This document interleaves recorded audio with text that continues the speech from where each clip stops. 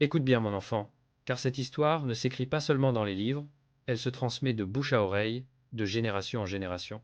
Il y a longtemps, dans la Corne de l'Afrique, existait une terre fière, bordée par la mer Rouge, une terre de montagne, de plateaux et de courage. Cette terre s'appelait l'Érythrée. Pendant un temps, son nom fut effacé des cartes, on l'appela province, on la rattacha à une autre couronne.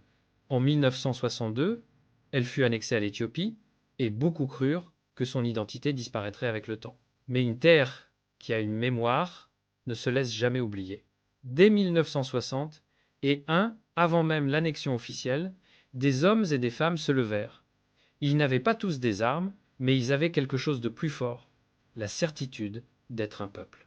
Pendant 30 longues années, les montagnes devinrent des refuges, les villages des silences, et la nuit portait les espoirs murmurés.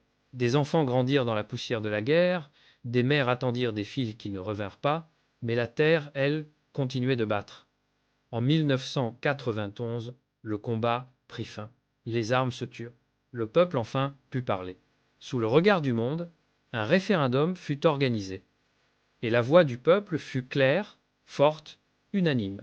Le 24 mai 1993, l'Érythrée retrouva son nom, son drapeau et sa place parmi les nations.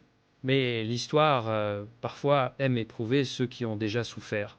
Entre 1998 et 2000, les tambours de la guerre résonnèrent à nouveau lors d'un conflit meurtrier avec l'Éthiopie.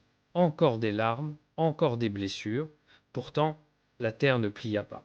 Aujourd'hui encore, quand le vent souffle sur les montagnes érythréennes, les anciens disent qu'on peut entendre une voix qui murmure: Nous avons souffert, mais nous avons tenu, car un peuple qui connaît son nom ne disparaît jamais.